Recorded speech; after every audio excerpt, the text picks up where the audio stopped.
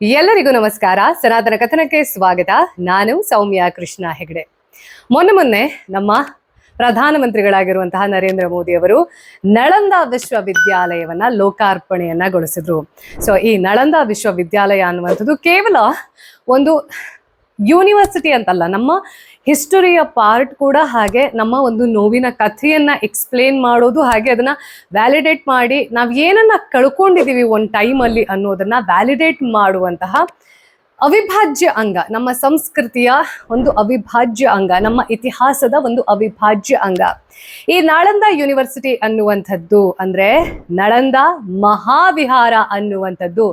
ಇವತ್ತಿನ ಈ Oxford, Harvard ಅಂತ ಏನೇನು ಯೂನಿವರ್ಸಿಟಿ ಅನ್ನೋದಿದೆ, ಅಲ್ಲಿ ಹೋಗೋಕೆ ಜಗತ್ತಿನಾದ್ಯಂತ ಸ್ಟೂಡೆಂಟ್ಸ್ ಸಿಕ್ಕಾಪಟ್ಟೆ ಕಷ್ಟಪಡ್ತಾರೆ ಅಂಡ್ ಅದನ್ನ ಒಂದು ಲೇಬಲ್ ಮಾಡ್ಕೊಳ್ತಾರಲ್ವಾ, ಹಾರ್ವರ್ಡ್ ರಿಟರ್ನ್, ಕೇಂಬ್ರಿಡ್ಜ್ ರಿಟರ್ನ್ ಅಂತ.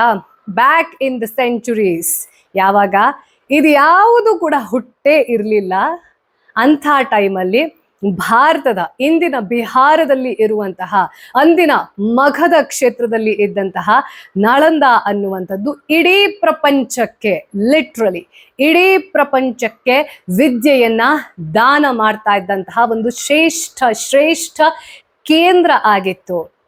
ಆ ಕೇಂದ್ರ ಅನ್ನುವಂಥದ್ದು ಏನೇನಾಯಿತು, ಹಾಗೆ ಅದರ ಪುನರುತ್ಥಾನ ಅನ್ನುವಂಥದ್ದು ಏನಾಯಿತು ಅನ್ನೋದನ್ನ ಇವತ್ತಿನ ಸನಾತನ ಕಥನದಲ್ಲಿ ನಾವು ತಿಳ್ಕೊಳ್ಳೋಣ. ಹಾಗೆ ಈ ನಳಂದ ಯೂನಿವರ್ಸಿಟಿ ಯಾವಾಗ ಡೆಸ್ಟ್ರಾಯ್ ಆಯಿತು, ಅದಕ್ಕೆ ಸಂಬಂಧಪಟ್ಟ ಹಾಗೆ ಒಂದು ಜನಪ್ರಿಯ ಕಥೆ ಅನ್ನುವಂಥದ್ದು ಇದೆ. ಭಕ್ತಿಯಾರ್ ಖಿಲ್ಜಿ ಅನ್ನುವಂಥ ಒಬ್ಬ ದಾಳಿಕೋರ. ಸೊ ಅದರ ಸತ್ಯಾಸತ್ಯತೆ ಏನು ಅನ್ನೋದನ್ನ ಕೂಡ ಇವತ್ತಿನ ಎಪಿಸೋಡ್ನಲ್ಲಿ ಅರ್ಥ ಮಾಡ್ಕೊಳ್ಳೋಣ.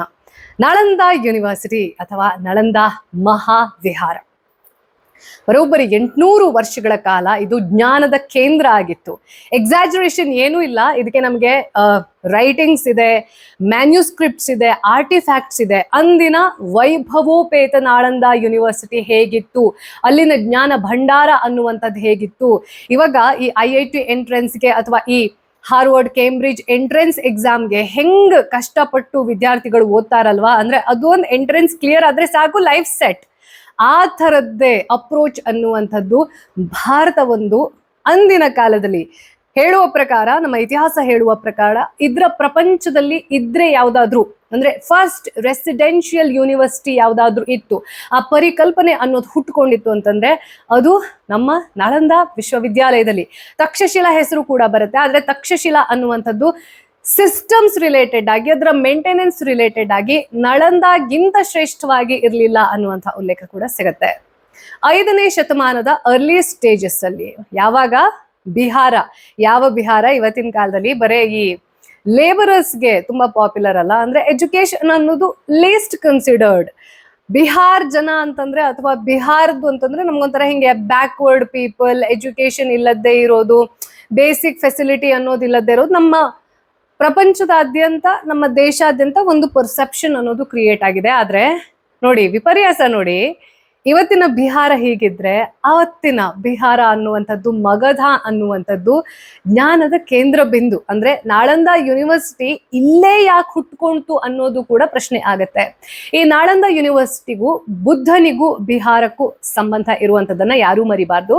ಯಾವಾಗ ನೇಪಾಳದ ರಾಜಕುಮಾರನಾಗಿದ್ದಂತಹ ಗೌತಮ ಬುದ್ಧ ಎಲ್ಲವನ್ನ ತೊರೆದು ತನ್ನ 29ನೇ ವಯಸ್ಸಿನಲ್ಲಿ ಯಾಕೆ ಮಗಧಕ್ಕೆ ಬರ್ತಾನೆ, ಬೋಧ, ಗಯಾ ಅಂತ ಇವತ್ತಿಗೂ ನಾವ್ ಏನ್ ನೋಡ್ತೀವಿ, ವೈ ಬುದ್ಧ ಚೋಸ್ ಬಿಹಾರ್, ಇಲ್ಲಿ ನಮ್ಗೆ ಆನ್ಸರ್ ಸಿಗತ್ತೆ. ಅವತ್ತಿನ ಕಾಲದಲ್ಲಿ ಈ ಕ್ಷೇತ್ರ ಅನ್ನುವಂಥದ್ದು, ಮಗಧ ಅಂತ ಏನ್ ಕರಿತಾ ಇದ್ರು, ಈ ಸ್ಪಿರಿಚುವಾಲಿಟಿ ರಿಲೇಟೆಡ್ ಇರಬಹುದು, anything that is related to knowledge, ಅದನ್ನ ತುಂಬಾ ದೊಡ್ಡ ಮಟ್ಟದಲ್ಲಿ ತನ್ನ ಗರ್ಭದಲ್ಲಿ ಇಟ್ಕೊಂಡಿತ್ತು, ಅದನ್ನ ಪ್ರಚಾರ ಮಾಡ್ತಾ ಇತ್ತು, ಅಂತ ಎನರ್ಜಿಯನ್ನ ಇನ್ವೈಟ್ ಮಾಡ್ತಾ ಇತ್ತು. ಹಾಗಾಗಿಯೇ ಇಡೀ ಭಾರತದಲ್ಲಿ ಯಾಕೆ ಬುದ್ಧ ಬಿಹಾರಕ್ಕೆ ಹೋದ ಅನ್ನೋದಕ್ಕೆ ಇದು ನಮಗೆ ಆನ್ಸರ್. ಮಗಧ ಕ್ಷೇತ್ರಕ್ಕೆ ಬಂದು ಅಲ್ಲಿ ಯಾವಾಗ ಅವನಿಗೆ ಜ್ಞಾನೋದಯ ಅನ್ನೋದಾಗತ್ತೆ, ಜ್ಞಾನೋದಯದ ನಂತರ ಅಲ್ಲಿನ ಜನರಿಗೆಲ್ಲ ತನ್ನ ಜ್ಞಾನಾರ್ಜನೆಯನ್ನ ಕೊಡ್ತಾ ಹೋಗ್ತಾನೆ. ಬುದ್ಧ ಕಾಲ ಆದ ಮೇಲೆ ಗುಪ್ತರ ಸಮಯ ಬರುತ್ತೆ. ಗುಪ್ತರ ಸಮಯವನ್ನ ಭಾರತದ ಇತಿಹಾಸದಲ್ಲಿ ಇವತ್ತಿಗೂ ಕೂಡ ದ ಗೋಲ್ಡನ್ ಇರಾ ಅಂತ ಕರಿತೀವಿ, ಸ್ವರ್ಣ ಯುಗ. ಗುಪ್ತ ಮನೆತನ ಭಾರತವನ್ನ ಆಳ್ತಾ ಇಂತಹ ಸಂದರ್ಭದಲ್ಲಿ ಅಷ್ಟು ಚೆನ್ನಾಗಿತ್ತು ಎಲ್ಲಾ ವಿಷಯದಲ್ಲೂ, ಇನ್ terms of architecture, in terms of finance, in terms of defence, everything. ಅದನ್ನ ಸ್ವರ್ಣ ಯುಗ ಅಂತ ಕರಿತಾ ಇದ್ವಿ. ಇಲ್ಲಿ ಇನ್ನೊಂದನ್ನ ಅರ್ಥ ಮಾಡ್ಕೋಬೇಕು. ಈ ಗುಪ್ತರು ಅಂತ ಯಾರನ್ನ ಕರಿತೀವಲ್ವಾ, ಅವರೆಲ್ಲರೂ ಕೂಡ ವೈದಿಕ ಪರಂಪರೆಗೆ ಸೇರಿದವರು. ಆದ್ರೆ ಅವರು ವೈದಿಕರಾಗಿದ್ರೂ ಕೂಡ ಬೌದ್ಧ ಮತವನ್ನ, ಆ ಹಿನ್ನೆಲೆಯನ್ನ, ಅದರಲ್ಲಿರುವಂತಹ ಜ್ಞಾನವನ್ನ ಅಪ್ಪಿಕೊಳ್ತಾರೆ. ಯಾರು ಈ ಬ್ರಾಹ್ಮಣ ವರ್ಣವನ್ನ ಅನುಸರಿಸ್ತಾ ಇದ್ದವರು, ಇಂಟಾಲರೆಂಟ್ ಆಗಿದ್ರು, ಬೇರೆಯವ್ರ ಮೇಲೆ ಕಷ್ಟ ಕೊಡ್ತಾ ಇದ್ರು, ಅವ್ರನ್ನ ತುಳಿತಾ ಇದ್ರು ಅಂತ ಹೇಳ್ತೀರಾ, ಆ ನರೇಷನ್ ಅನ್ನೋದು ಬೆಳೆದಿದೆ. ಕೆಲವೊಂದ್ ಕಡೆ ಅದಕ್ಕೆ ನಮಗೆ ನೋಡೋದಕ್ಕೆ ಕೇಳೋದಕ್ಕೆ ವ್ಯಾಲಿಡ್ ರೀಸನ್ಸ್ ಸಿಗತ್ತೆ, ನಾನು ಇಲ್ಲ ಅಂತ ಹೇಳೋದಿಲ್ಲ. ಬಟ್ ಅದನ್ನೇ ಹೈಲೈಟ್ ಮಾಡ್ಕೊಂಡು ಯಾರು ಡಿವೈಡ್ ಮಾಡಕ್ ನೋಡ್ತಾರಲ್ಲ, ದಯವಿಟ್ಟು ಅರ್ಥ ಮಾಡ್ಕೊಳ್ಳಿ. ವೈದಿಕ ಪರಂಪರೆಯನ್ನ ಅನುಸರಿಸ್ತಾ ಇದ್ದಂತಹ ಗುಪ್ತರು ಬೌದ್ಧ ಮತಕ್ಕೆ, ಅದರ ಹಿನ್ನೆಲೆಯನ್ನ ಹೊಂದಿರುವಂತಹ ಜ್ಞಾನಾರ್ಜನೆಗೆ ಆಶ್ರಯವನ್ನ ಕೊಡ್ತಾರೆ. ಆವಾಗ ಹುಟ್ಟಿಕೊಂಡಿದ್ದು ಈ ನಾಳಂದ ಯೂನಿವರ್ಸಿಟಿ. ಯಾವಾಗ ಅಂತಂದ್ರೆ ಈ ಗುಪ್ತರ ಕುಮಾರಗುಪ್ತ ಅಂದ್ರೆ 1ನೇ ಕುಮಾರಗುಪ್ತ ಅನ್ನುವಂತಹ ಮಹಾರಾಜ, ಇದ್ರದ್ದೊಂದು ಪರಿಕಲ್ಪನೆ ಹುಟ್ಟುಕೊಳ್ಳುತ್ತೆ ಅವನಿಗೆ. ಆದ್ರೆ ಇಷ್ಟು ದೊಡ್ಡ ಮಟ್ಟದಲ್ಲಿ ಯೂನಿವರ್ಸಿಟಿ ಅನ್ನೋದು ಒಂದೇ ಸತಿ ಕನ್ಸ್ಟ್ರಕ್ಟ್ ಆಗಿರೋದಲ್ಲ. ಅದನ್ನ ಹಂತ ಹಂತವಾಗಿ ಮುಂದೆ ಬರುವಂತಹ ಮನೆತನದವರು, ಗುಪ್ತರ ಕಾಲ ಮುಗಿದ ಮೇಲೂ ಕೂಡ ಇದಕ್ಕೆ ರಾಜರ ಆಶ್ರಯ ಅನ್ನುವಂಥದ್ದು, ಜೊತೆಗೆ ರಾಜರು ಇಲ್ದೋದ್ರು ಈ ಯೂನಿವರ್ಸಿಟಿ ಚೆನ್ನಾಗಿ ನಡಿಬೇಕು ಅನ್ನೋ ಉದ್ದೇಶದಿಂದ ಅದ್ರ ಸುತ್ತಮುತ್ತಲು ಒಂದು 200-300 ಗ್ರಾಮವನ್ನ ಸೃಷ್ಟಿ ಮಾಡಿ, ಅದಕ್ಕೆ ಒಂದು ರಿಸೋರ್ಸ್ ಅನ್ನ ಕ್ರಿಯೇಟ್ ಮಾಡೋ ರೀತಿಯಲ್ಲಿ ಮಾಡಿ, ಅಲ್ಲಿಂದ ಟ್ಯಾಕ್ಸಸ್ ಅನ್ನ ಕಲೆಕ್ಟ್ ಮಾಡಿ, ರಾಜನ ಆಶ್ರಯ ಇಲ್ದೋದ್ರೂ ಕೂಡ ಯೂನಿವರ್ಸಿಟಿ ಇಂಡಿಪೆಂಡೆಂಟ್ ಆಗಿ ಬೆಳಿಬೇಕು, ಉಳಿಬೇಕು ಅನ್ನೋ ಕಾರಣಕ್ಕೋಸ್ಕರ ಅದು ಎಲ್ಲವನ್ನ ಪ್ಲಾನ್ ಮಾಡಿ ಬೆಳೆಸ್ತಾರೆ. ಎಷ್ಟು 20 ಕಿಲೋಮೀಟರ್ಗೂ ಅಧಿಕ ವಿಸ್ತೀರ್ಣದಲ್ಲಿ ಒಂದು ಯೂನಿವರ್ಸಿಟಿ ಪ್ರಪಂಚದಾದ್ಯಂತ ಎಲ್ಲಾ ವಿದ್ಯಾರ್ಥಿಗಳನ್ನ ಎಂಟ್ರೆನ್ಸ್ ಎಕ್ಸಾಮ್ನ ಮೂಲಕ ತನ್ನ ಕಡೆ ಬನ್ನಿ, ಇಲ್ಲಿ ಉಳ್ಕೊಳ್ಳಿ, ನಿಮ್ಮ ಆಚಾರ್ಯರ ಜೊತೆ ಎಲ್ಲವನ್ನ ಕಲ್ತ್ಕೊಳ್ಳಿ, in terms of architecture, astronomy, mathematics. ಇವತ್ತು ನಾವು ಯಾರ್ಯಾರನ್ನ ಪೂಜಿಸ್ತೀವಿ ಅಲ್ವಾ, ಆರ್ಯಭಟ ಇರಬಹುದು, ನಾಗಾರ್ಜುನ ಇರಬಹುದು, ಸುಶ್ರುತ ಇರಬಹುದು, ಧರ್ಮಕೀರ್ತಿ ಇರಬಹುದು, you take the name of any rishis. ಯಾರ್ಯಾರು ಆವಾಗಿನ ಕಾಲದಲ್ಲಿ ಋಷಿ ಅಂತ ಕರ್ಕೊಳ್ತಾ ಇದ್ರು, they are the scientist in real. ಅವ್ರು ಯಾರ ಹೆಸರು ತಗೊಳ್ಳಿ, they all are the products of Nalanda university. ಅಲ್ಲಿನ ವಿದ್ಯಾರ್ಥಿಗಳಾಗಿ ಪಾಸ್ ಔಟ್ ಆಗಿ ಮತ್ತೆ ಅಲ್ಲೇ ಪ್ರಾಧ್ಯಾಪಕರಾಗಿ ಕುಲಪತಿಗಳಾಗಿ, ಆರ್ಯಭಟ 6ನೇ ಶತಮಾನದಲ್ಲಿ ಇದೇ ನಾಳಂದ ಯೂನಿವರ್ಸಿಟಿಯ ಚಾನ್ಸಲರ್. ನಮ್ಮ ಹಿಸ್ಟ್ರಿ ನೋಡ್ರಿ, ಎಷ್ಟು ಖುಷಿ ಆಗುತ್ತೆ ಕೇಳಕ್ಕೆ ಅಂತಂದ್ರೆ, ಇಂಥ ಒಂದು ಯೂನಿವರ್ಸಿಟಿಯಲ್ಲಿ ಪ್ರಪಂಚದಾದ್ಯಂತ ಎಂಟ್ರೆನ್ಸ್ ಎಕ್ಸಾಮ್ ಅನ್ನ ಬರೆದು, ಕೇವಲ ಭಾರತ ಅಂತಲ್ಲ, ಅದು ಭಾರತವನ್ನ ಮೀರಿ ನೇಪಾಳ ಇರಬಹುದು, ಆ ಕಡೆ ಟಿಬೆಟ್ ಇರಬಹುದು, ಟರ್ಕಿ ಇರಬಹುದು, ಗ್ರೀಸ್ ಇರಬಹುದು, ಪ್ರತಿಯೊಬ್ಬರಿಗೂ ನಾಳಂದ ಯೂನಿವರ್ಸಿಟಿ ಎಂಟ್ರೆನ್ಸ್ ಅನ್ನ ಕ್ಲಿಯರ್ ಮಾಡಬೇಕು, ಅಲ್ಲಿನ ಗುರುಗಳ ಹತ್ರ ಪಾಠ ಕಲಿಬೇಕು. ಬರೋಬ್ಬರಿ ಅಂದ್ರೆ ಪೀಕ್ ಟೈಮಲ್ಲಿ ಇದ್ದಾಗ ಈ ನಾಳಂದ ಯೂನಿವರ್ಸಿಟಿಯ ಕೀರ್ತಿ ಅನ್ನುವಂಥದ್ದು 10,000ಕ್ಕೂ ಅಧಿಕ ವಿದ್ಯಾರ್ಥಿಗಳನ್ನ ಇಟ್ಟುಕೊಂಡು ಫ್ರೀ ಎಜುಕೇಶನ್ ಕೊಡ್ತಾ ಇತ್ತು. ಅಂದ್ರೆ ಯಾರು ಡಿಸರ್ವಿಂಗ್ ಇರ್ತಾರೆ ಅವರಿಗೆ ಎಂಟ್ರೆನ್ಸ್ ಕ್ಲಿಯರ್ ಆಯ್ತು ಅಂತಂದ್ರೆ ಬಾಕಿ ಇದೆಲ್ಲ ಊಟ, ತಿಂಡಿ, ವಸತಿ, ವಿದ್ಯಾರ್ಜನೆ ಎಲ್ಲವೂ ಕೂಡ ಫ್ರೀ. ಈ ವಿದ್ಯಾದಾನ ಅನ್ನೋದಿದೆ ಅಲ್ಲ, ಭಾರತದ್ದು ಇದು ಬಿಸ್ನೆಸ್ ಆಗಿರ್ಲಿಲ್ಲ. ಯಾವ ವ್ಯಕ್ತಿ ಡಿಸರ್ವಿಂಗ್ ಇದ್ದಾರೆ ಅವ್ರಿಗೆ ಇದನ್ನ ಕೊಡಬೇಕು.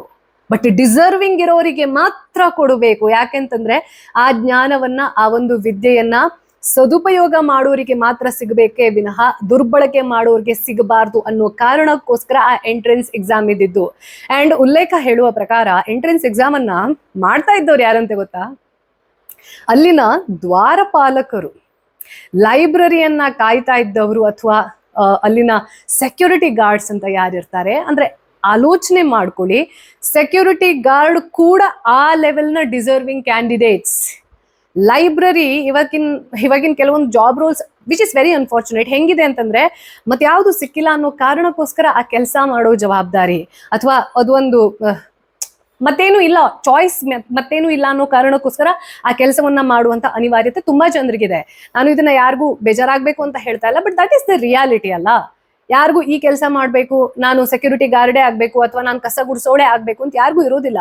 ಬಟ್ ಪಾಪ ಅವರ ಜವಾಬ್ದಾರಿ ಅಥವಾ ಅವರ ಮನೆ ಪರಿಸ್ಥಿತಿ ಅನ್ನೋದು ಹಾಗಿರುತ್ತೆ. ಬಟ್ ಆವತ್ತಿನ ಕಾಲದಲ್ಲಿ ಪ್ರತಿಯೊಂದು ಜಾಬ್ ರೋಲ್ ಅನ್ನೋದಕ್ಕೂ ಅವರ ಜ್ಞಾನಕ್ಕೂ ದರ್ ಇಸ್ ನೋ ಕಂಪ್ಯಾರಿಸನ್. ಒಬ್ಬ ಲೈಬ್ರೇರಿಯನ್ಗೆ ಇರುವಂತಹ ಜ್ಞಾನ ಎಷ್ಟು ಅನ್ನೋದನ್ನ ನೀವು ಲೆಕ್ಕ ಹಾಕೊಳ್ಳಿ. ಅಂದ್ರೆ ಅವರು ಇಷ್ಟಪಟ್ಟು ಲೈಬ್ರೇರಿಯನ್ ಆಗಿದ್ರು, ಅವರು ಇಷ್ಟಪಟ್ಟು ಸೆಕ್ಯೂರಿಟಿ ಗಾರ್ಡ್ ಆಗಿದ್ರು. ಆವಾಗ್ಲೇ ಆ ಕೆಲಸ ಅನ್ನುವಂಥದ್ದು ಚೆನ್ನಾಗಿ ಹೋಗೋದು. ಅಂದ್ರೆ ನಾನು ಯಾವಾಗ್ಲೂ ಹೇಳ್ತೀನಿ, ಕಸ ಗುಡಿಸೋದು ಆಗೋದು ತಪ್ಪಲ್ವೇ ಅಲ್ಲ, ಬಟ್ ಹೆಂಗ್ ಕಸ ಗುಡಿಸ್ಬೇಕು ಅಂತಂದ್ರೆ ನೋಡಿ ಒಬ್ರು ಯಾರಪ್ಪ ಈ ಕಸ ಗುಡಿಸಿದವರು ಅಂತ. ಅಂದ್ರೆ ನಾವ್ ಏನೇ ಕೆಲಸ ಮಾಡಿದ್ರು ಅದರಲ್ಲಿ ಪರ್ಫೆಕ್ಷನಿಸ್ಟ್ ಆಗಕ್ ಟ್ರೈ ಮಾಡ್ಬೇಕು. ಆಗ್ತೀವೋ ಬಿಡ್ತೀವೋ ಸೆಕೆಂಡ್ರಿ, ಬಟ್ ಅದನ್ನ ಶ್ರದ್ಧೆಯಿಂದ ಮಾಡ್ತೀನಿ. ನಾನು 100% ಎಫರ್ಟ್ ಹಾಕಿ ಮಾಡ್ತೀನಿ. ನನ್ನ ಕೆಲಸ ಅನ್ನುವಂಥದ್ದು ನನಗೆ ಮೆಡಿಟೇಷನ್ ತರ ಇರಬೇಕು. ಅದೇ ನನ್ನ ತಪಸ್ಸು, ಅದೇ ನನ್ನ ಧ್ಯಾನ. ಸೊ ಆ ರೀತಿಯಲ್ಲಿ ಇದ್ರು ಅವತ್ತಿನ ಲೈಬ್ರರಿಯನ್ ಆಗ್ಲಿ ಅಂಡ್ ಸೆಕ್ಯೂರಿಟಿ ಗಾರ್ಡ್ ಆಗ್ಲಿ. ಅಲ್ಲಿರುವಂತಹ 10,000 ವಿದ್ಯಾರ್ಥಿಗಳಿಗೆ 1,700 ಟೀಚರ್ಸ್. ಅಂದ್ರೆ ಕೇವಲ ಭಾರತೀಯರು ಅಂತ ಮಾತ್ರ ಅಲ್ಲ, ಕೇವಲ ನಮ್ಮ ಪರಂಪರೆಗೆ ಸೇರಿರೋರಲ್ಲ, ಪ್ರಪಂಚದಾದ್ಯಂತ ಯಾರ್ಯಾರು ವೆಲ್ ಪಾಲಿಶ್ಡ್ ಇರುವಂತಹ ಮಹಾನ್ ಪಂಡಿತರು ಅಂತ ಇರ್ತಾರೆ, ಪ್ರತಿ ಸಬ್ಜೆಕ್ಟ್ ಅಲ್ಲಿ ಒಂದೊಂದು ಜೆಮ್ ಅಂತ ಕರಿತೀವಲ್ವಾ, ಅಂಥವರು ವಿದ್ಯಾರ್ಥಿಗಳಿಗೆ. ನೋಡಿ, ನಮ್ಮ ಎಜುಕೇಶನ್ ಸಿಸ್ಟಮ್ ಅಲ್ಲಿ ಯಾವತ್ತು ದೊಡ್ಡ ಬದಲಾವಣೆ ಆಗುತ್ತೆ ಗೊತ್ತಾ? ನಮ್ಮ ಸಮಾಜ ಯಾವತ್ತು ರಿಪೇರಿ ಆಗುತ್ತೆ ಗೊತ್ತಾ? ಯಾರು ಟೀಚರ್ಸ್ ಅಂತ ಬರ್ತಾರಲ್ವಾ ಕೆಲ್ಸಕ್ಕೆ, ಅವರು ಪ್ರೀತಿಯಿಂದ ಬರಬೇಕು. ಅವ್ರು ಕಾಲೇಜಿಗೆ ಬರೋಕ್ಕಿಂತ ಮುಂಚೆ ನಾನು ಟೀಚರೇ ಆಗಬೇಕು ಅಂತ ಬರ್ತಿದ್ದೀನಿ, ನಾನು ಟೀಚರೇ ಆಗಬೇಕು, ಪ್ರತಿ ಬ್ಯಾಚ್ಗೂ ಕೂಡ ನಾನು ಒಳ್ಳೊಳ್ಳೆ ನಾಲೆಜ್ ಅನ್ನ ಕೊಡಬೇಕು, ಒಳ್ಳೆ ಮೈಂಡ್ ಸೆಟ್ ಅನ್ನ ಕ್ರಿಯೇಟ್ ಮಾಡಬೇಕು, ಅವರಲ್ಲಿ ಒಂದು ಉತ್ತಮ ವ್ಯಕ್ತಿತ್ವವನ್ನ ಹಾಗೆ ನಾನು ಏನಾದ್ರೂ ಪ್ರಯತ್ನ ಮಾಡೋ ರೀತಿಯಲ್ಲಿ ಬರಬೇಕು ಅನ್ನೋರು ಟೀಚರ್ಸ್ ಆದಾಗ ಪ್ರತಿ ಬ್ಯಾಚ್ನ ಮೈಂಡ್ ಸೆಟ್, ಪ್ರತಿ ಬ್ಯಾಚ್ನ ಪರ್ಸ್ನಾಲಿಟಿ ಅನ್ನೋದು ಡೆವಲಪ್ ಆಗ್ತಾ ಹೋಗುತ್ತೆ. ಯಾವಾಗ ಮತ್ತೇನೂ ಇಲ್ಲ ಅದಕ್ಕೋಸ್ಕರ ಟೀಚರ್ ಆಗ್ತೀನಿ ಅನ್ನೋ ಮೈಂಡ್ ಸೆಟ್ ಇರುತ್ತಲ್ವಾ, ಆವಾಗ ಎಜುಕೇಶನ್ ಸಿಸ್ಟಮ್ ಹಾಳಾಗುತ್ತೆ. ಅದರ ಪರಿಣಾಮ ಅನ್ನುವಂಥದ್ದು ನಾವು ಯಾರೂ ಕೂಡ ಭರಿಸೋಕ್ಕೂ ಸಾಧ್ಯ ಇಲ್ಲ, ಅಷ್ಟು ದೊಡ್ಡ ಮಟ್ಟದ ನಷ್ಟ. ಯಾಕೆಂತಂದ್ರೆ ಎಜುಕೇಶನ್ ಅನ್ನುವಂಥದ್ದೇ, ವಿದ್ಯೆ ಅನ್ನುವಂಥದ್ದೇ, ಆ ವಿದ್ಯೆಯ ಜೊತೆಗಿನ ವಿನಯ ಅನ್ನುವಂಥದ್ದೇ ಒಂದು ದೇಶವನ್ನ ರೂಪಿಸೋಕೆ ಸಾಧ್ಯ, ಬರ್ಬಾದ್ ಮಾಡೋಕ್ಕೂ ಸಾಧ್ಯ. ನಾವು ಸೊಸೈಟಿ ಹಾಳಾಗಿದೆ ಅಂತ ಹೇಳ್ತೀವಿ. ಸೊಸೈಟಿ ಅಂತಂದ್ರೆ ಯಾರು? ಆ ಸೊಸೈಟಿ ನಾವೇ. ಹೆಂಗ್ ಹಾಳಾಗಿದ್ದೀವಿ ಅಥವಾ ಹೆಂಗೆ ಅದು ಬರ್ಬಾದಿ ಹತ್ರ ಹೋಗ್ತಾ ಇದೆ ಅಂತಂದ್ರೆ because of the personality, because of the mind set. ಇದೆಲ್ಲ ಬದಲಾಗಬೇಕು ಅಂತಂದ್ರೆ ಅದು ಟೀಚರ್ಸ್ ಕೈಯಲ್ಲಿರುತ್ತೆ.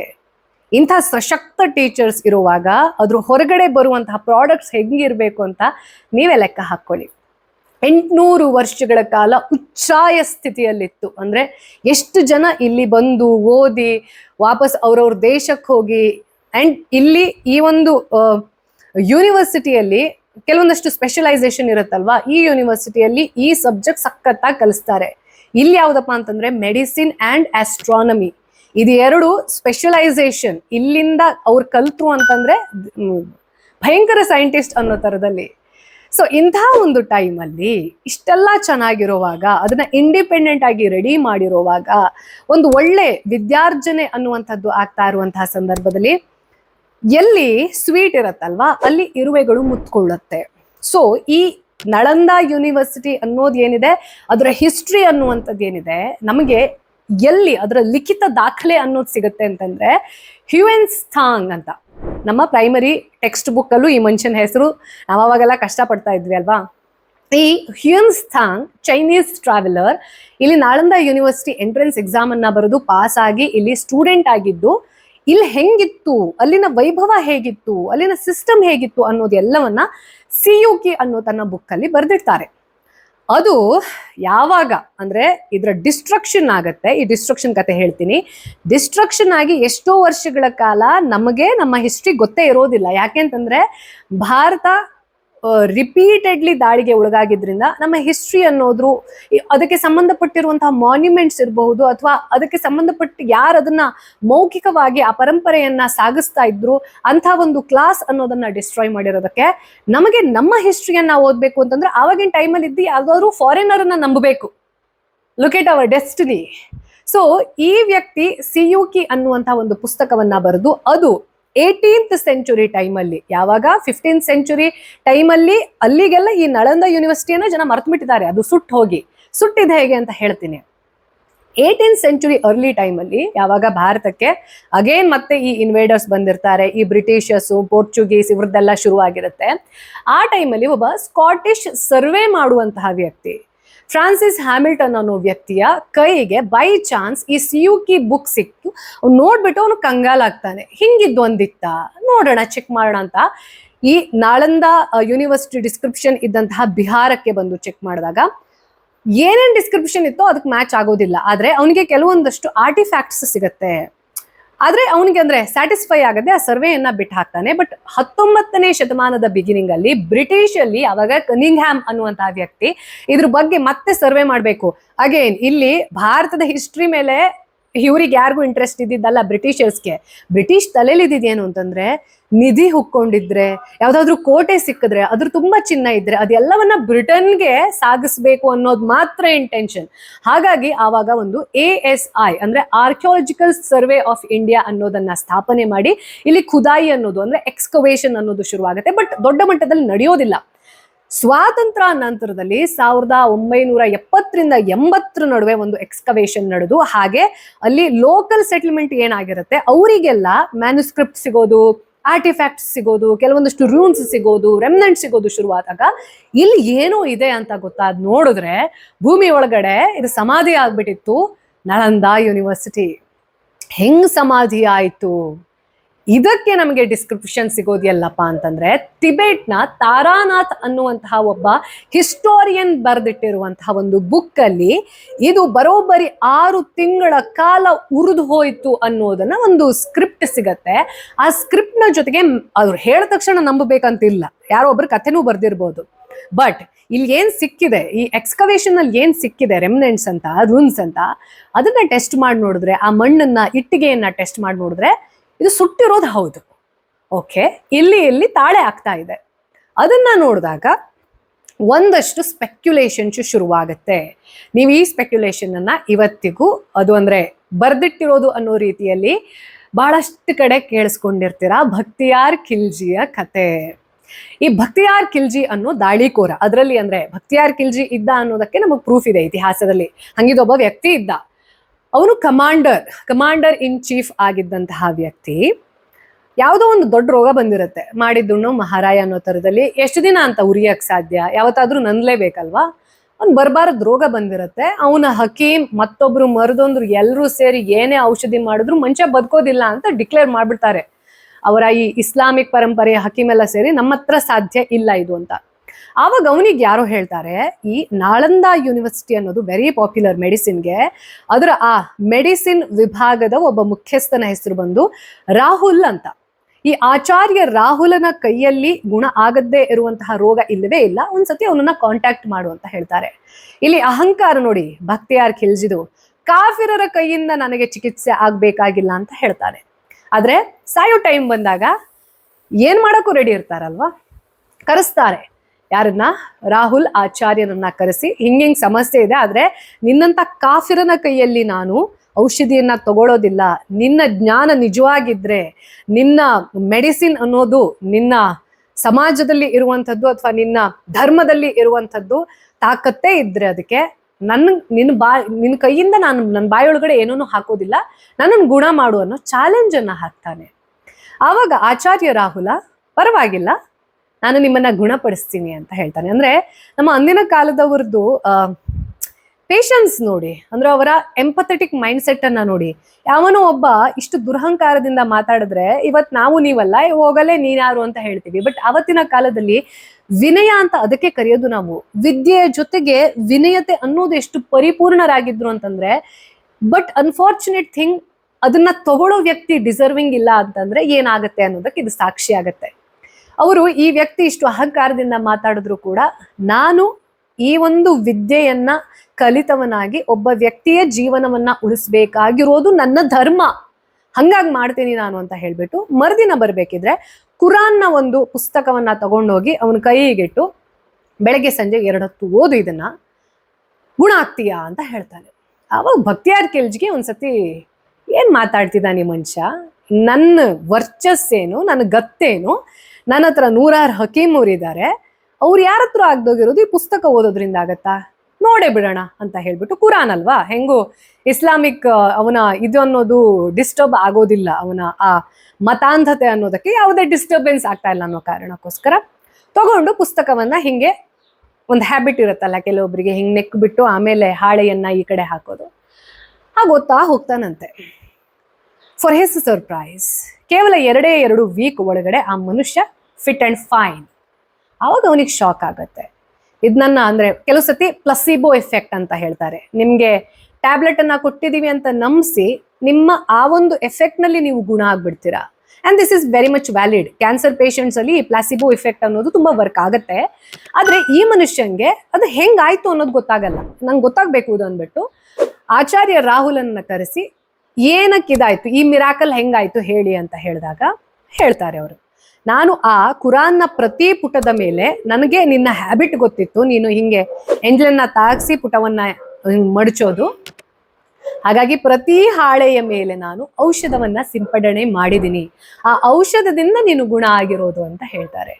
ಸೊ ಸಾಮಾನ್ಯವಾಗಿ ಯಾರು ನಮ್ಮನ್ನ ಹಂಗ ಬದುಕಿಸಿದ್ರು ಅಂತಂದ್ರೆ ಜೀವನ ಪೂರ್ತಿ ಅವರಿಗೆ ಕೃತಜ್ಞತಾ ಮನೋಭಾವದಿಂದ ನಿನ್ನನ್ನು ಬಿಟ್ರಿಲ್ಲ, ನೀನೇ ನನ್ನ ಪಾಲಿಗೆ ದೇವರು ಅಂತ ನಾವು ಅವ್ರ ಪಾದ ಪೂಜೆ ಮಾಡ್ಬಿಡ್ತೀವಿ. ಆದ್ರೆ ಈ ಮನುಷ್ಯಂಗೆ ಅದು ಅಯ್ಯೋ ನನ್ನ ಹಕೀಮ್ರ ಹತ್ರ ಆಗದೆ ಯಾರತ್ರೂ ಆಗ್ದೋಗಿರೋದು, ಇವನ್ ಯಾವನೋ ಜುಟ್ಟ ಬಿಟ್ಕೊಂಡಿರೋ ಬಟ್ಟ ಮಾಡ್ಬಿಟ್ನಲ್ಲ, ಇವನ ಹತ್ರ ಏನ್ ಅಂತದ್ದಿದೆ, ಇವನ ಹತ್ರ ಇಷ್ಟಿದೆ ಅಂತಂದ್ರೆ ಆ ಇವನ್ ಕಲಿಸ್ತಾ ಇರೋ ಆ ಒಂದು ಪ್ರದೇಶದಲ್ಲಿ ಏನೇನ್ ಸಂಪತ್ತಿರಬಹುದು, ಏನೇನ್ ಜ್ಞಾನ ಇರಬಹುದು, ನನ್ನ ಹತ್ರ ಇರ್ದೋಗಿರೋದು ಯಾರ ಹತ್ರ ಇರಬಾರ್ದು, ಡೆಸ್ಟ್ರಾಯ್ ಮಾಡಿ ಅದೆಲ್ಲವನ್ನ ಅಂತ ಹೇಳ್ಬಿಟ್ಟು ಅಲ್ಲಿರುವಂತಹ ರತ್ನ ಬೋಧಿ ಅನ್ನುವಂತಹ ಆ 9 ಅಂತಸ್ತಿನ ಲೈಬ್ರರಿ, ಬಹುಶಃ ಪ್ರಪಂಚದಲ್ಲಿ ಹಿಂದೂ ಇಲ್ಲ ಮುಂದೂ ಇಲ್ಲ, 9 ಅಂತಸ್ತಿನ ಆ ರತ್ನ ಬೋಧಿ ಅನ್ನುವಂತಹ ಲೈಬ್ರರಿಗೆ ಬೆಂಕಿ ಇಡಿಸ್ತಾನೆ.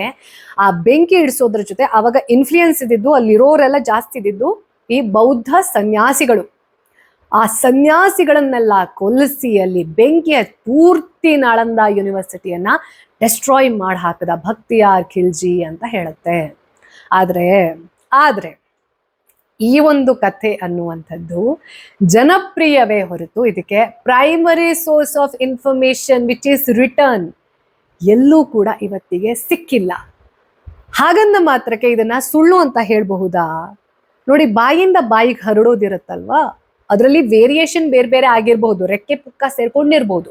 ಆದ್ರೆ ಈ ಕಥೆ ಇಷ್ಟು ಜನಪ್ರಿಯ ಆಗೋದಕ್ಕೆ, ಜನ ಅದನ್ನ ನೆನಪಲ್ಲಿ ಇಟ್ಕೊಂಡಿರೋದಕ್ಕೆ ಕಾರಣ ಏನಾದ್ರೂ ಇರಬೇಕು. ಕಾರಣ ಏನು ಹೇಳಿ? ನಾವು ಅವತ್ತಿನಿಂದ ಇವತ್ತಿನವರೆಗೆ ಈ ಇಸ್ಲಾಮಿಕ್ ದಾಳಿ ಇರಬಹುದು, ಬೇರೆ ಯಾವುದೇ ಪರಕೀಯರ ದಾಳಿ ಇರಬಹುದು, ಅವ್ರೆಲ್ರೂ ಮಾಡಿದ್ದು ಕೊಳ್ಳೆ ಹೊಡಿತೀನಿ, ಹಾಳು ಮಾಡ್ತೀನಿ, ಡಿಸ್ಟ್ರಕ್ಟಿವ್ ಮೈಂಡ್ ಸೆಟ್. ಅದು ಯಾವುದಕ್ಕೂ ಬಗ್ಲಿಲ್ಲ ಅಂತಂದ್ರೆ ನಿಮ್ಮೆಲ್ಲರನ್ನ ಕನ್ವರ್ಟ್ ಮಾಡ್ತೀನಿ, ಹಿಂಗಿದ್ದೇ ಮಾಡ್ಕೊಂಡು ಬಂದಿರೋವಾಗ, ಅವರ ಪ್ಯಾಟರ್ನೇ ಆಗಿರೋವಾಗ ಈ ಕಥೆ ರಿಯಲ್ ಅನಿಸ್ಬೇಕು. ಯಾಕೆಂತಂದ್ರೆ ಅದನ್ನೇ ನೋಡ್ಕೊಂಡು ಬಂದಿದ್ದೀವಿ ಇತಿಹಾಸದ ಪೂರ್ತಿ. ನಮಗೆ ಬರೀ ಇಂಥವ್ರು ಮಾಡಿರೋದೇನು, ಕನ್ವರ್ಟ್ ಮಾಡಿರೋದು, ಹೆಣ್ಮಕ್ಳನ್ನ ಅತ್ಯಾಚಾರ ಮಾಡಿರೋದು, ಮಕ್ಕಳನ್ನ ಕೊಂದಿರೋದು, ಅವ್ರನ್ನ ಸ್ಲೇವ್ ಮಾಡಿರೋದು, ನಮ್ಮ ರಾಜರನ್ನ ಮೋಸದಿಂದ ಕೊಂದಿರೋದು, ಧರ್ಮವನ್ನ ಬಿಟ್ಟು ಯುದ್ಧವನ್ನ ಮಾಡಿರೋದು. ಇದೆಲ್ಲದನ್ನ ನೋಡಿದಾಗ primary source of information return ಇಲ್ಲದೆ ಇದ್ರೂ ಕೂಡ ಇದು ನಮಗೆ ಸತ್ಯ ಅಂತ ಅನಿಸುತ್ತೆ. ಹಿಂಗೆ ಆಗಿತ್ತಾ? ನಮ್ಮ ಹತ್ರ ವ್ಯಾಲಿಡ್ ಪ್ರೂಫ್ ಇಲ್ಲ, ಆದ್ರೆ ಸುಟ್ಟಾಕಿರೋದು ಸತ್ಯ. ಇವನೇ ಸುಟ್ಟಾಕಿದಾನ? ಅದ್ರ ಬಗ್ಗೆ ರಿಟರ್ನ್ ಡಾಕ್ಯುಮೆಂಟ್ ಇಲ್ಲ. ಆದ್ರೆ ಅಲ್ಲಿಂದ ಇಲ್ಲಿವರೆಗೂ ಈ ಕಥೆ ನಡ್ಕೊಂಡು ಬಂದಿದೆ ಅಂತಂದ್ರೆ ಏನೋ ಒಂದು ಘಟನೆ ಸಂಭವಿಸಿರ್ಬೇಕು. ಯಾಕೆಂತಂದ್ರೆ ಸುಟ್ಟಾಕಿರೋದು ಸತ್ಯ. ಅದು ಅಚಾನಕ್ಕಾಗಿ ಆ ಬೆಂಕಿ ಆ ಲೆವೆಲ್ಗೆ, ಎಲ್ಲಿ 10,000 ಜನ ಸ್ಟೂಡೆಂಟ್ಸ್ ಇದ್ರು, 1700 ಜನ ಟೀಚರ್ಸ್ ಇದ್ರು, ಬೆಂಕಿ ಬಿತ್ತು ಅಂತಂದ್ರೆ ಅದನ್ನ ನಿಲ್ಲಿಸೋ ಪ್ರಯತ್ನ ಆಗಿರೋದು. ಮತ್ತೆ ಇದು ಕೇವಲ ಒಂದು ದಾಳಿ ಅಲ್ಲ, ಈ ರೀತಿ ಒಂದ್ 2-3 ಜನ ಮೊದ್ಲು ಮಾಡಿದ್ರು. ಹನ್ಸ್ ಅನ್ನೋ ಡೈನಾಸ್ಟಿಕ್ ಸೇರಿರೋರು ಮೊದ್ಲು ಮಾಡಿರ್ತಾರೆ. ಈ ಭಕ್ತಿಯಾರ್ ಖಿಲ್ಜಿಗಿಂತ ಮೊದ್ಲು ಅವರು ದಾಳಿಯನ್ನ ಮಾಡಿರ್ತಾರೆ. ಪ್ರಾಬ್ಲಮ್ ಏನಪ್ಪಾ ಅಂತಂದ್ರೆ, ಈ ಅನಿಮಲ್ ಕಲ್ಚರ್ನ ವ್ಯಕ್ತಿಗಳಿಗೆ ದೊಡ್ಡ ಬಿಲ್ಡಿಂಗ್ ಕಂಡು ಅಂದ ತಕ್ಷಣ ಅದ್ರೊಳಗಡೆ ಸಂಪತ್ತಿದೆ. ಈ ಭಕ್ತಿಯಾರ್ ಖಿಲ್ಜಿ ದಾಳಿ ಮಾಡಿದ್ದ ಎಲ್ಲಿ ಅಂತಂದ್ರೆ ನಳಂದಾ ಕಿಲಾ, ಅಂದ್ರೆ ನಳಂದಾ ಕೋಟೆ ಅನ್ನುವಂಥದ್ದಿರುತ್ತೆ. ಇದೇ ತಾರಾನಾಥ ಅಂತ ಹೇಳಿದೆ ಅಲ್ಲ, ಟಿಬೇಟಿನ ಒಬ್ಬ ಹಿಸ್ಟೋರಿಯನ್ ಆವಾಗಿನ ಕಾಲದ್ದು, ಅವರ ಆ ಪುಸ್ತಕದಲ್ಲಿ ನಳಂದಾ ಕೋಟೆಯನ್ನ ಇವನು ಡೆಸ್ಟ್ರಾಯ್ ಮಾಡಿದಾನೆ ಅನ್ನುವಂಥ ಉಲ್ಲೇಖ ಇದೆ. ಆದ್ರೆ ನಳಂದಾ ಮಹಾವಿಹಾರವನ್ನ ಡೆಸ್ಟ್ರಾಯ್ ಮಾಡಿದಾನೆ ಅನ್ನುವಂಥ ಉಲ್ಲೇಖ ಇಲ್ಲ. ಅಂದ್ರೆ ನಾನು ಇದನ್ನ ಯಾರನ್ನು ಜಸ್ಟಿಫೈ ಮಾಡಬೇಕು ಅಥವಾ ಯಾರ್ದು ಫೇವರಲ್ಲಿ ಮಾತಾಡ್ಬೇಕು ಅಂತ ಹೇಳ್ತಾ ಇರೋದಲ್ಲ, ಬಟ್ ಯಾವುದಕ್ಕೆ ನಮಗೆ ಪ್ರೈಮರಿ ಸೋರ್ಸ್ ಆಫ್ ಇನ್ಫಾರ್ಮೇಶನ್ ಅನ್ನೋದು ರಿಟರ್ನ್ ಅಲ್ಲಿ ಇಲ್ಲ ಅನ್ನೋದು ಕೂಡ ನಮ್ಗೆ ಗೊತ್ತಿರಬೇಕು. ಯಾಕೆಂತಂದ್ರೆ ಸುಮ್ಮನೆ ಯಾರೋ ಹೇಳಿದ್ರು ಅನ್ನೋ ಕಾರಣಕ್ಕೋಸ್ಕರ ಇಮೋಷನಲಿ ಇನ್ಫ್ಲೂಯೆನ್ಸ್ ಆಗಿ ಅತ್ಯಾಚಾರ ಮಾಡಿದ್ದಾರೆ, ಆಕ್ರಮಣ ಮಾಡಿರೋದು ರಿಯಲ್, ಅದನ್ನ ನೆನಪಲ್ಲಿ ಇಟ್ಕೋಬೇಕು, ಯಾವತ್ತೂ ಮರಿಬಾರ್ದು. ಯಾವ ಲೆವೆಲ್ ಅಲ್ಲಿ ಆಕ್ರಮಣ ಮಾಡಿದ್ದಾರೆ ಇದೆಲ್ಲವೂ ನಮ್ಮ ತಲೆಯಲ್ಲಿ ಇರಬೇಕು. ಆದ್ರೆ ಅದ್ ಮಾಡಿರೋದನ್ನ ಮಲ್ಟಿಪ್ಲೈ ಮಾಡ್ಕೊಂಡು ಇಮೋಷನಲಿ ನಾವು ಅಗ್ರೆಸಿವ್ ಆಗಿ ಹೊಡೆಯೋದು, ಬಡಿಯೋದು, ಕಡಿಯೋದು, ನೋ. Self defence. ನನ್ನ ವಿಷಯಕ್ಕೆ ಬಂದ್ರೆ ಬಿಡಲ್ಲ. This should be the attitude. ನಾನು ಆಕ್ರಮಣ ಮಾಡಿ ನಾನು ಯಾರನ್ನಾದ್ರೂ ಸಾಯಿಸೋದು, ಕೊಲೆ ಮಾಡೋದು ಮಾಡಕ್ ಹೋಗಲ್ಲ. ನನ್ನ ಮುಟ್ಟಕ್ ಬಂದ್ರೆ ಬಿಡಲ್ಲ. This is India, this is self defence, this is our history. Self defence, ಆತ್ಮರಕ್ಷಣೆ. ನಿನ್ನನ್ನ ಪ್ರೊಟೆಕ್ಟ್ ನೀನ್ ಮಾಡ್ಕೊ. ನನ್ನನ್ನು ನಾನು ಮಾಡ್ತೀನಿ. ನೀನ್ ಶರಣಾಗಿ ನನ್ನ ಹತ್ರ ಬಂದೆ ಅಂತಂದ್ರೆ ನಿನ್ನನ್ನೂ ನಾನು ಪ್ರೊಟೆಕ್ಟ್ ಮಾಡ್ತೀನಿ. This is Bharat, this is ಧರ್ಮ. ಸೊ ಇಂಥ ಒಂದು ಬ್ಯೂಟಿಫುಲ್ ಹಿಸ್ಟ್ರಿ ಹೆಂಗೆ ಬರ್ಬಾದಾಗಿ ಹೋಯ್ತು ಅನ್ನೋದಕ್ಕೆ ನಾಳಂದ ಯೂನಿವರ್ಸಿಟಿ ಸಾಕ್ಷಿ. ಆದ್ರೆ ಕೆಲಸಕ್ಕೆ ರಿವೈವಲ್ ಅಂತಂದ್ರೆ ಸತ್ಯವನ್ನ ನೀವು ಸ್ವಲ್ಪ ದಿನದವರೆಗೆ ಅಥವಾ ಮುಚ್ಚಿಡಬಹುದೇ ವಿನಃ ಅದಾದ 800 ವರ್ಷ ಆದ್ಮೇಲೆ ಮತ್ತೆ ನಳಂದ ಯೂನಿವರ್ಸಿಟಿ ಅನ್ನೋದು ಯಾವ ಪ್ಲೇಸ್ ಅಲ್ಲಿ ಡೆಸ್ಟ್ರಾಯ್ ಆಗಿದೆ ಅಲ್ಲ, ಜಸ್ಟ್ 10 ಕಿಲೋಮೀಟರ್ ದೂರದಲ್ಲಿ 455 ಎಕರೆ ವಿಸ್ತೀರ್ಣದಲ್ಲಿ ರೆಡಿಯಾಗಿ ನಿಂತಿದೆ. ಆ ರೆಡಿಯಾಗಿ ನಿಂತಿರೋದನ್ನೇ ಮೊನ್ನೆ ನರೇಂದ್ರ ಮೋದಿ ಅವರು ಲೋಕಾರ್ಪಣೆಗೊಳಿಸಿರೋದು. ಆದ್ರೆ ಈ ಕನಸನ್ನ ಕಂಡಿದ್ ಯಾರು ಗೊತ್ತಾ? 2006ರಲ್ಲಿ ನಮ್ಮ ವಿಜ್ಞಾನಿ, ನಮ್ಮ ಅಂದಿನ president doctor APJ Abdul Kalam ಅವರ ಕನಸು ಇದು. ಅವರು ಅವತ್ತಿನ UPA ಸರ್ಕಾರದಲ್ಲಿ ಪ್ರೈಮ್ ಮಿನಿಸ್ಟರ್ ಆಗಿ ಮನಮೋಹನ್ ಸಿಂಗ್ ಅವರು ಇದ್ರು. ಅವಾಗ ಅವರು ಈ ಒಂದು ಕನಸನ್ನ ಹೇಳ್ತಾರೆ, ನಮ್ಮ ಭಾರತ ಅನ್ನುವಂಥದ್ದು ಅವತ್ತಿನಿಂದ ವಿದ್ಯಾರ್ಜನೆಗೆ ಹೆಸರಾಗಿರುವಂಥದ್ದು, ನಾವು ವಿಶ್ವಗುರು ಆಗಿದ್ದವರು, ಅದು ರಿವೈವ್ ಮಾಡಬೇಕು. ನಮ್ಮನ್ನು ನೋಡ್ಕೊಂಡು ನಮ್ಮ ಕಡೆ ಜನ ಬರಬೇಕು, ಓದಕ್ ಬರಬೇಕು, ನಾವು ಅವ್ರಿಗೆ ವಿದ್ಯೆಯನ್ನ ಕೊಡಬೇಕು. ನಾವು ಗುರು, ನಾವು ಯಾವತ್ತೂ ಕೂಡ ಐ ಶುಡ್ ಬಿ ಕಿಂಗ್ ಅನ್ನೋ ಆಟಿಟ್ಯೂಡ್ ಭಾರತದ ಯಾವತ್ತೂ ಇಲ್ಲ. ನಾನು ಗುರು ಆಗಬೇಕು, ನಾನು ಒಳ್ಳೆ ಮಾರ್ಗದಲ್ಲಿ ಅವ್ರನ್ನ ಕರ್ಕೊಂಡು ಹೋಗ್ಬೇಕು ಅನ್ನೋದು ಭಾರತದ ಆಸೆ. ಚೀನಾಗೂ ಭಾರತಕ್ಕೂ ಇದೇ ಡಿಫ್ರೆನ್ಸ್. ಚೀನಾ ನಾನು ಕಿಂಗ್ ಆಗ್ಬೇಕು, ನಾನು ರೂಲ್ ಮಾಡಬೇಕು, ಇಂಪೀರಿಯಲ್ ಮೈಂಡ್ ಸೆಟ್. ಬಟ್ ಭಾರತದ್ದು ನಾನು ಗುರು ಆಗ್ಬೇಕು, ನಾನು ಎಲ್ರಿಗೂ ಗೈಡೆನ್ಸ್ ಕೊಡ್ಬೇಕು. ಯಾಕೆಂತಂದ್ರೆ ಆ ಪೇಷನ್ಸ್ ನನ್ನ ಹತ್ರ ಇದೆ, ಆ ಜ್ಞಾನ ನನ್ನ ಹತ್ರ ಇದೆ, ಹಾಗಾಗಿ ನಾನು ವಿಶ್ವಗುರು ಆಗ್ಬೇಕು. ಭಾರತಕ್ಕೂ ಚೀನಕ್ಕೂ ಈ ಡಿಫ್ರೆನ್ಸ್ ಇರೋದು. ಸೊ ಇಂಥ ಒಂದು ನಳಂದ ಯೂನಿವರ್ಸಿಟಿಯ ಆಕ್ಟ್ ಅನ್ನೋದು, ಅದನ್ನ ಕಟ್ಟಬೇಕು ಅನ್ನೋ ಆಕ್ಟ್ 2010ರಲ್ಲಿ ಪಾಸ್ ಆಗುತ್ತೆ. ಅದಾದ್ಮೇಲೆ 2014ರಲ್ಲಿ ಫಸ್ಟ್ ಬ್ಯಾಚ್ ಓಪನ್ ಆಗುತ್ತೆ. ಅವತ್ತಿನಿಂದ ಆಲ್ಮೋಸ್ಟ್ 31 ಕಂಟ್ರೀಸ್ ಇಂದ ಸ್ಟೂಡೆಂಟ್ ಓದ್ತಾ ಇದ್ದಾರೆ. ಆಲ್ಮೋಸ್ಟ್ ಕನ್ಸ್ಟ್ರಕ್ಷನ್ ಕಂಪ್ಲೀಟ್ಲಿ ಇವಾಗ ಆಗಿರೋದು. ಅಂದ್ರೆ ಹಳೆ ಯೂನಿವರ್ಸಿಟಿಯ ಒಂದು ಮನಸ್ಸನ್ನ ಇಟ್ಕೊಂಡು ಅದೇ ರೀತಿಯ ಒಂದು ಫೀಲಿಂಗ್ ಬರಬೇಕು ಅನ್ನೋ ಕಾರಣಕ್ಕೋಸ್ಕರ ಅದೇ ರೆಡ್ ಬ್ರಿಕ್ಸ್ ಆ ರೀತಿಯಾಗಿರುವಂತಹ ಕ್ಯಾಂಪಸ್ ಅನ್ನ ಕಟ್ಟಿದ್ದಾರೆ. ಈಗಾಗಲೇ ಬ್ಯಾಚಸ್ ಶುರು ಆಗಿದೆ. ಆಲ್ಮೋಸ್ಟ್ 90-95% ಕನ್ಸ್ಟ್ರಕ್ಷನ್ ಆಗಿದೆ ಅನ್ನೋದನ್ನ ಅಲ್ಲಿನ ಪ್ರಿನ್ಸಿಪಾಲ್ ಅಥವಾ ಚಾನ್ಸಲರ್ ಅಂತ ಯಾರು ಹೇಳ್ತೀರಾ ಅವ್ರು ಹೇಳ್ತಾ ಇದ್ರು. ಸೊ ಯಾವ ಹಿಸ್ಟ್ರಿಯಲ್ಲಿ ನಾಳಂದ ಅನ್ನುವಂಥದ್ದನ್ನ ನಾವು ಕಳ್ಕೊಂಡ್ಬಿಟ್ಟಿದೀವಿ ಅನ್ನೋ ಒಂದು ದುಃಖ ಇತ್ತಲ್ವಾ. ಬಟ್ ಡೆಫಿನೆಟ್ಲಿ ಅಲ್ಲಿ ಏನೇನು ಹೊತ್ತು ಉರಿದು ಹೋಗಿದೆ ಅನ್ನೋದ್ ಬಗ್ಗೆ ನಮ್ಗೆ ಯಾರಿಗೂ ಐಡಿಯಾ ಇಲ್ಲ. ಅಂದ್ರೆ ಏನ್ ಬುಕ್ಸ್ ಇತ್ತು, ಏನೇನ್ ಡಿಸ್ಕವರಿ ಇತ್ತು, ಏನೇನ್ ಇನ್ವೆನ್ಷನ್ಸ್ ಅನ್ನೋದಿತ್ತು, ಇದ್ಯಾವುದಕ್ಕೂ ಎಷ್ಟು ಬುಕ್ ಕಳ್ಕೊಂಡ್ಬಿಟ್ಟಿದೀವಿ, ಎಷ್ಟು ಮ್ಯಾನುಸ್ಕ್ರಿಪ್ಟ್ ಕಳ್ಕೊಂಡ್ಬಿಟ್ಟಿದೀವಿ, ಎಷ್ಟು ಆರ್ಟಿಫ್ಯಾಕ್ಟ್ಸ್ ಕಳ್ಕೊಂಡ್ಬಿಟ್ಟಿದೀವಿ, ಏನೇನಿತ್ತು ಅದರಲ್ಲಿ ನಮಗ್ ಗೊತ್ತೇ ಇಲ್ಲ. ಅದು ಶಾಶ್ವತವಾಗಿ ಕಳೆದು ಹೋಗಿದೆ. ಅಂಡ್ ಇವಾಗ ಏನ್ ಅಲ್ಲಿ ನಿಮಗೆ ಅವಶೇಷ ನೋಡಕ್ ಸಿಗತ್ತಲ್ವಾ, ಆ ಅವಶೇಷ ಅನ್ನುವಂಥದ್ದು ನೋಡೋಕ್ ನಿಮ್ಗೆ ಸಿಗೋದು ನಾಟ್ ಇವನ್ 10%. ಉಳಿದಿರೋದೆಲ್ಲ ಭೂಮಿ ಒಳಗಡೆ ಇನ್ನೂ ಭೂಗತನೇ.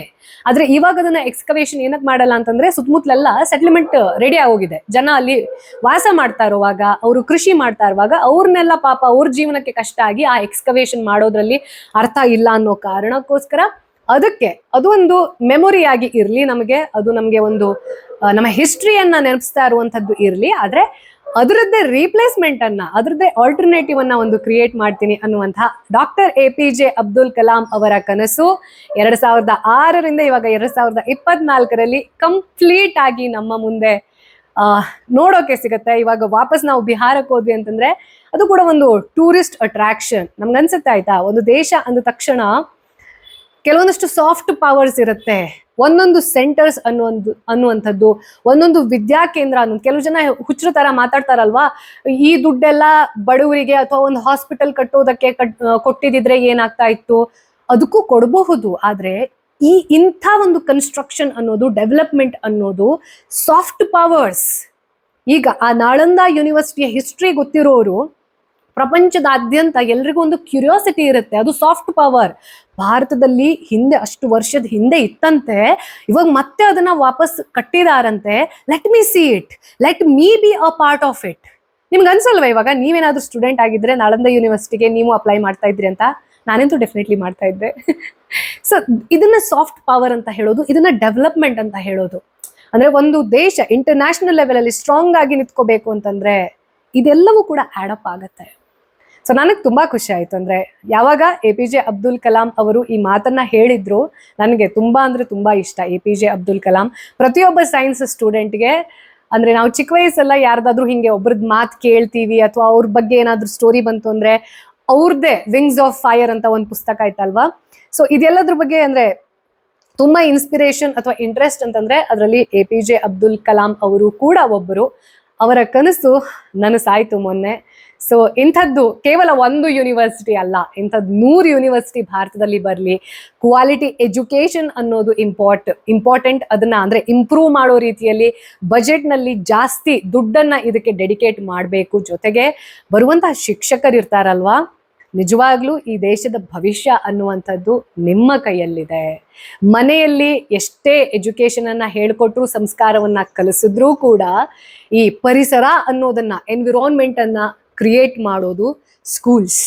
ಹಾಗಾಗಿ ಯಾರ್ಯಾರು ಟೀಚರ್ಸ್ ಇದನ್ನ ನೋಡ್ತಿದ್ದೀರಾ, ದಯವಿಟ್ಟು ನನ್ನ ರಿಕ್ವೆಸ್ಟ್ ಇದು.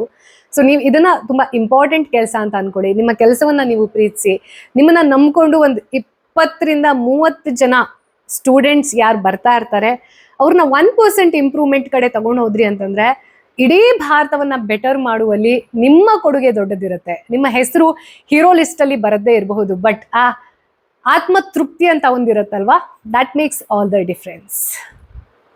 ಇದು ಈ ವಾರದ ಸನಾತನ ಕಥನ. ಮತ್ತೆ ನಿಮ್ಮ ಭೇಟಿ ಬರುವ ಭಾನುವಾರ ರಾತ್ರಿ ಶಾರ್ಪ್ 9 o'clock. ಲೋಕ ಸಮಸ್ತ ಸುಖಿನೋ ಭವಂತು.